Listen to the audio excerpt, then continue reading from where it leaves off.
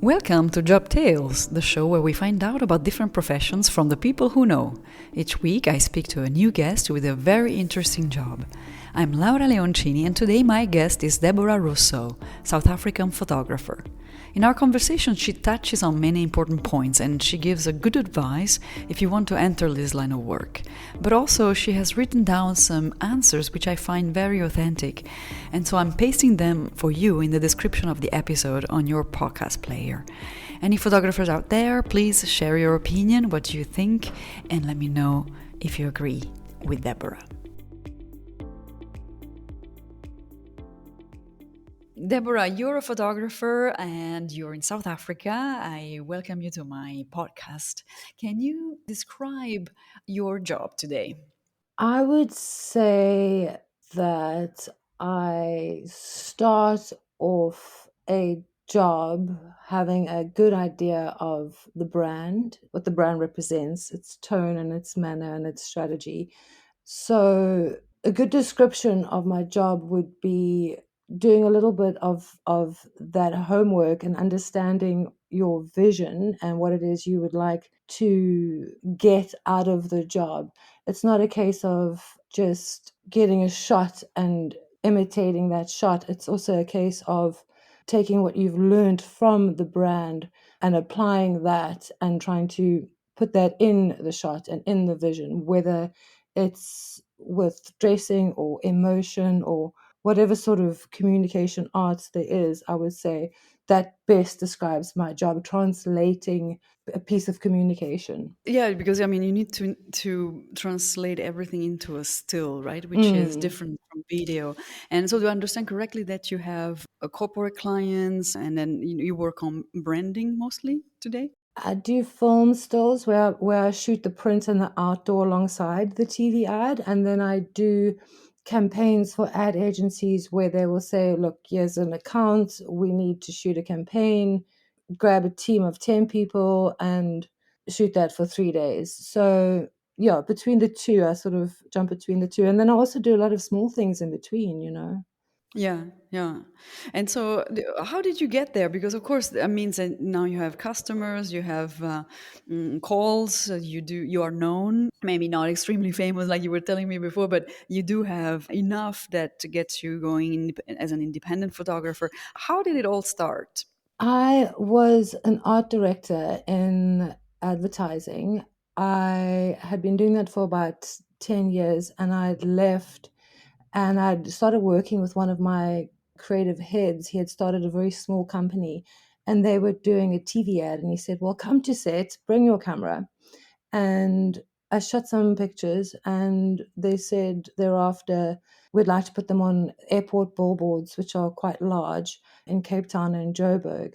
And then after that, I was like, "Well, this is amazing. This is something I want to do with regards to stills." And you had already experience as a photographer? I was just starting out. When I was in advertising, I was obsessed with the communication arts books and I was always looking at photos and we would have to come up with our own ideas to enter them into, lures, etc. And I would have to go out often and shoot the idea, which wasn't actually executed and there wasn't actually money behind it, but we wanted to win awards.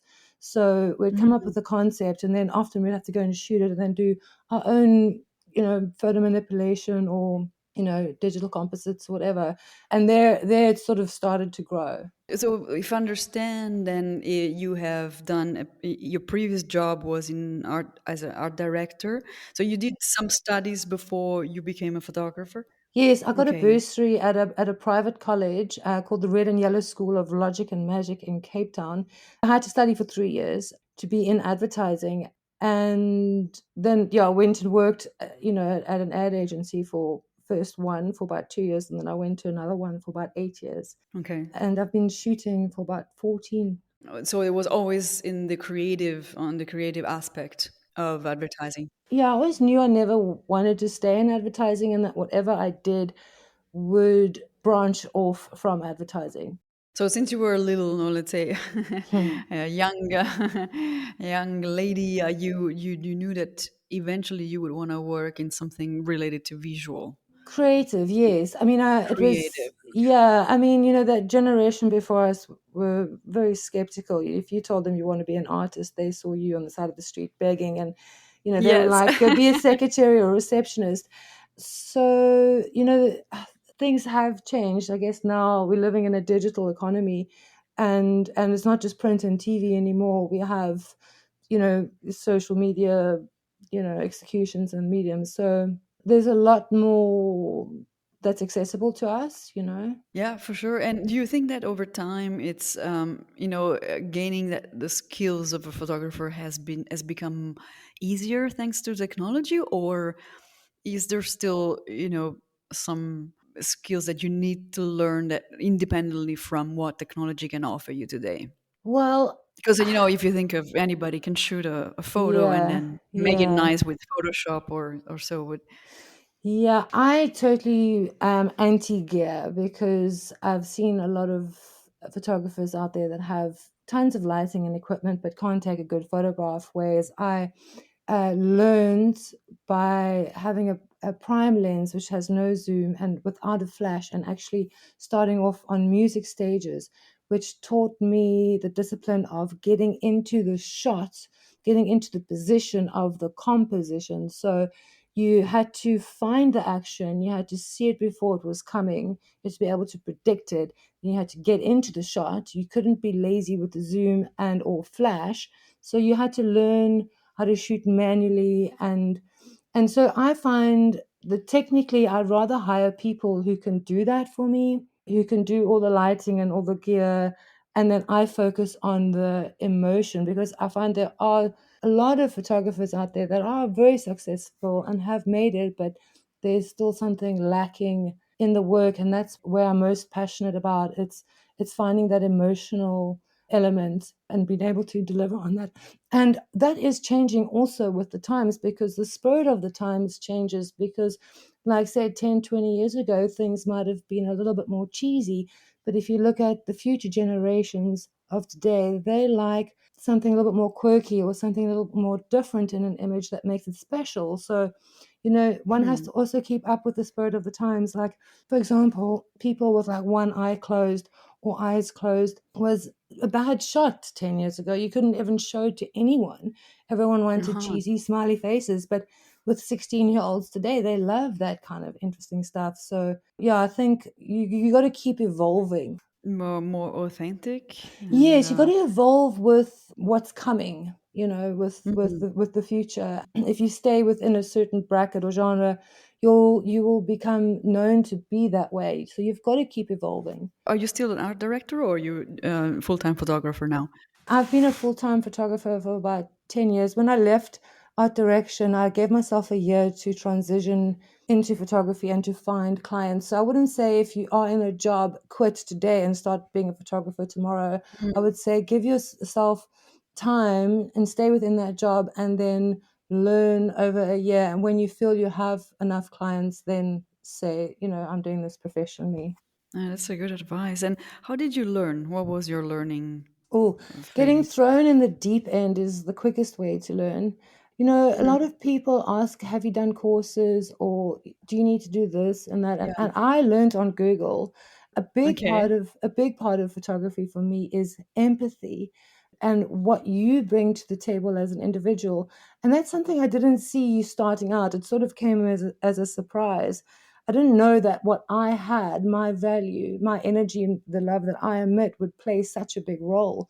But it honestly does, because you can walk into a room and the subject might not feel so comfortable, and you've got to work with them. And I'm sure some photographers that are more successful than myself often have to bring in their best, characteristics and leadership skills when they're shooting celebrities and that sort of thing. It's a big responsibility to be the best version of yourself, and I didn't see that coming. So I would say to people, if they want to get into photography, don't go learn a photography course, go do a leadership course, go work on yourself Mhm. and become the best version of yourself, because that's the table that you're literally making for the next person or the people that you're shooting.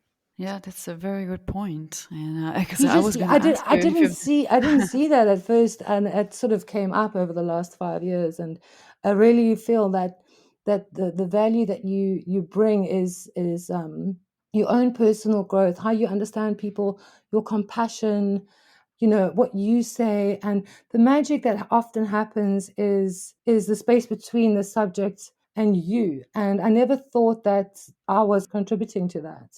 That's great. So 10 years, and how many years have you been, let's say, in the workplace, in the, working, professional life?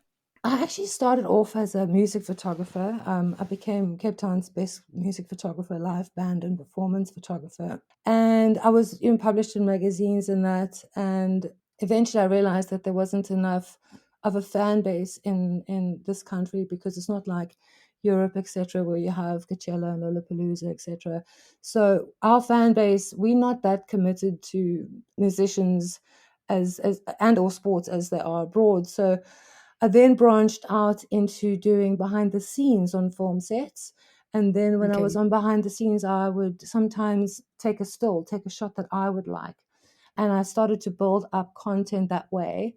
And once I had enough content, I could say I'm now a stills photographer. And then those stills images helped me become a commercial photographer, which is an advertising photographer, which is your own set, not a film set. So yeah, it's about I think not stopping. Like, you don't want to get stuck somewhere where you just a behind the scenes photographer, or just a wedding photographer, or just a portrait photographer.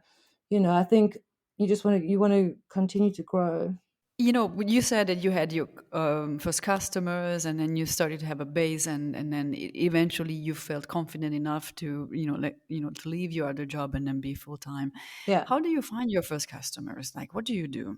I guess it's the hardest part for someone who wants to become a photographer. I honestly think it's about you are the brand. Already, I had a brand. I was this music photographer, and then a director and a producer liked the idea of that being on set, of this sort of a rock and roll attitude that the crew could be shot in light of.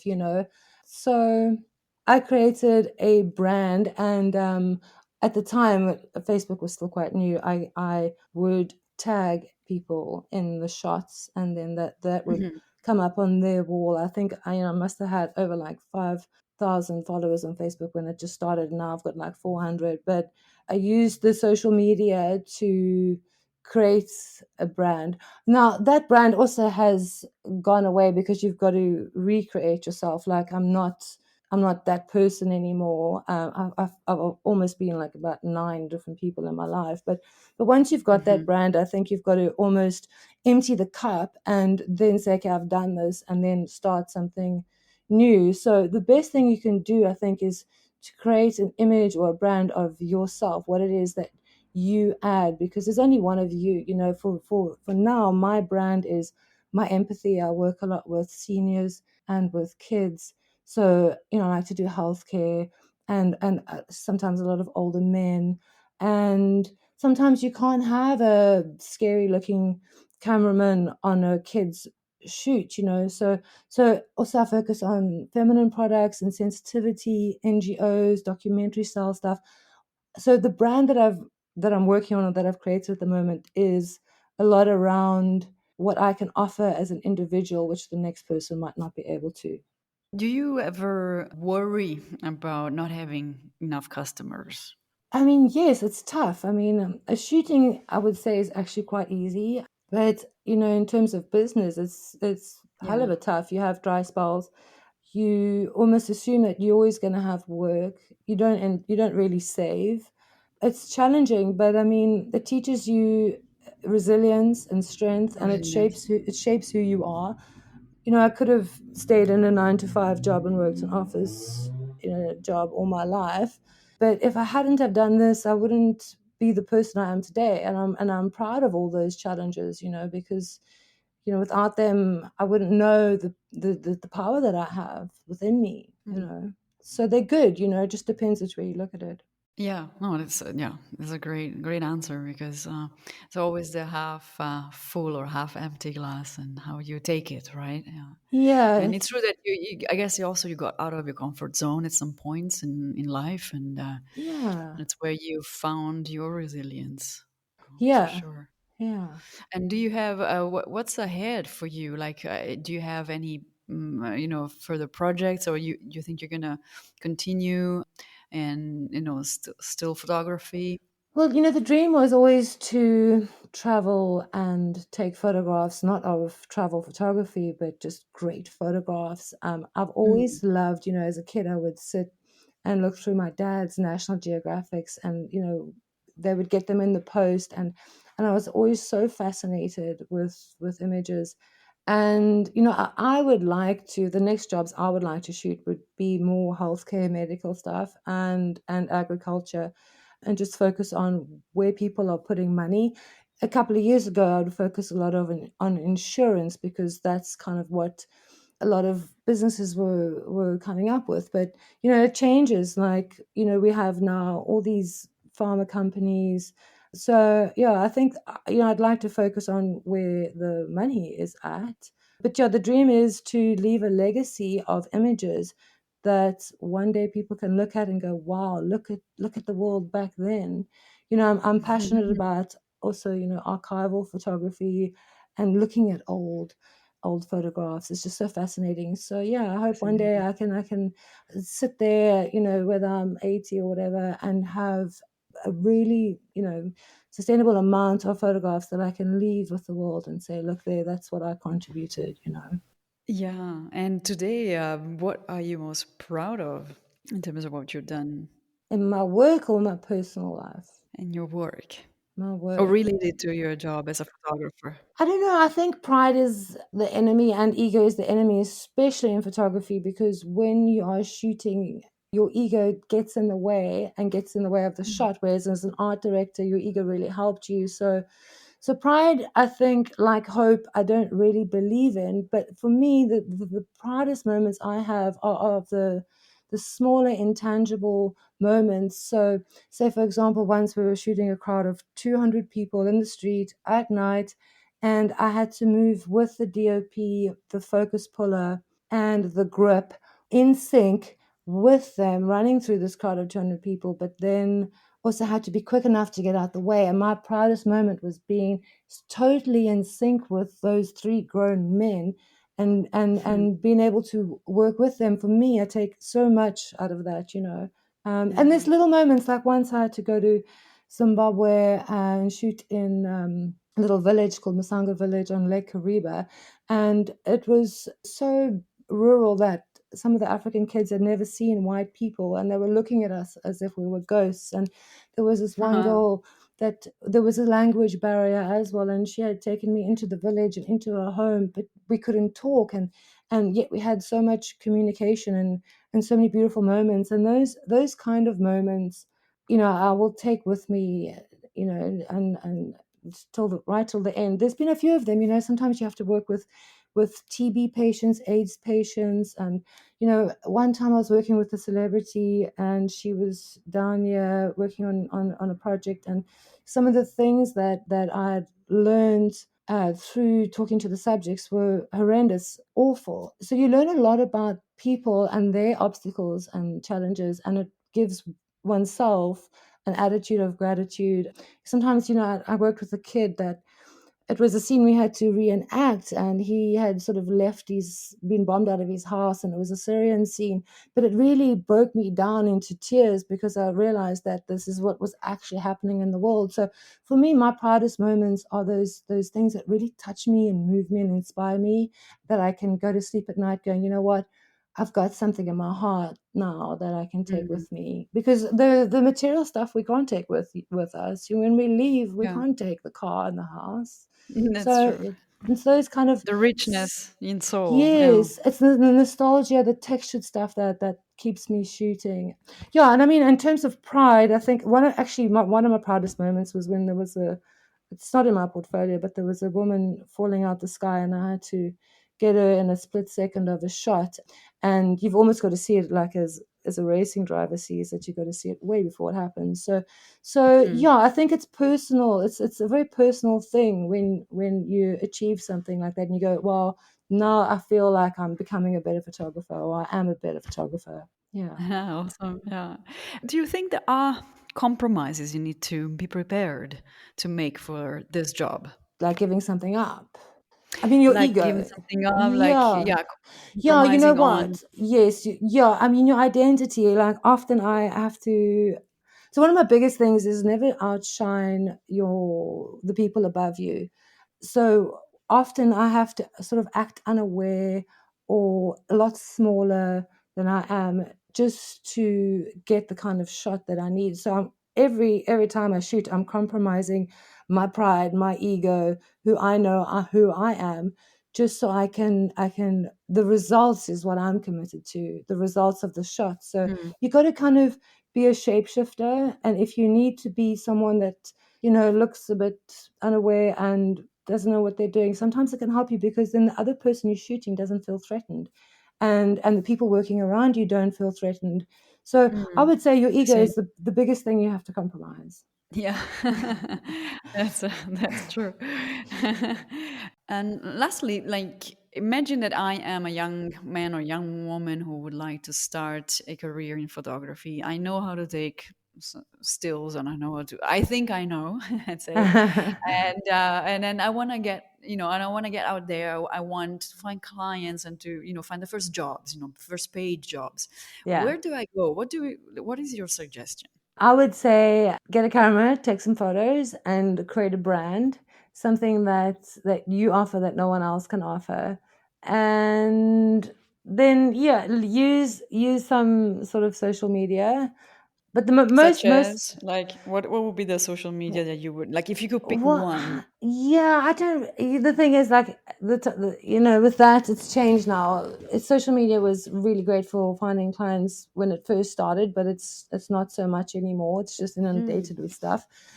So Okay. I think it's about not being banal, and finding something that you like, that you can say, look, I know I can offer this, and not everyone can, and finding your style, putting yourself in your work is what's going to make or break you. If you're lacking you in your images and your portfolio, you're going to eventually fall flat. It's just going to all be very posed shots with lots of money behind it. So I think if you're starting out, you got to find what you love, and you got to stick with that, and you just got to keep chasing that. Hmm. Like Yeah, for I me, mean it's a it's lot about people. What's yeah. yeah, and can you actually have like paid jobs being employed somewhere? Like, are you maybe at a newspaper? Does it still exist? Yeah, there are a lot of in-house agencies, but Yeah. again, I would hesitate to do too much of that. Like when I was a photographer, I did one winter when I went back to an ad agency and I did art direction, and then all my photography fell short. So the thing is, you just don't want to get stuck in something where you can't grow out of. And also with the paid salary, it's a set rate, and you might end up getting stuck in that. Whereas if you're Mm, independent and bold, you have more opportunity to make passive income versus staying in something that's a standard rate. good point. Yeah. Mm. Well, thank you very much. I think our time is through, but it's super Thank you. interesting. You see, Thank like the you. 25 minutes went It quite goes. I know I could fast, talk huh? about this for days. For days. When you're passionate about your job, yeah, that's awesome. Yeah. And I hope we have inspired a few people to take on this Yeah. this path. And I wish you I all would the best Thank in you. your. I would say if anyone is looking to do it, it is one of the most rewarding things in life on a soul level. And I would just say go for it, because it's just priceless. You can't, there might be times where you don't have money, or there are challenges, but it's what you get out of it, and through people, and what you learn, and through experiences, it's the most wealthiest thing I think one can add to their lives. Oh, it's awesome. And then so the last message for today is go for it. Do it. Uh, Thank you, Deborah. okay, bye. That was Deborah Rossouw, photographer from South Africa.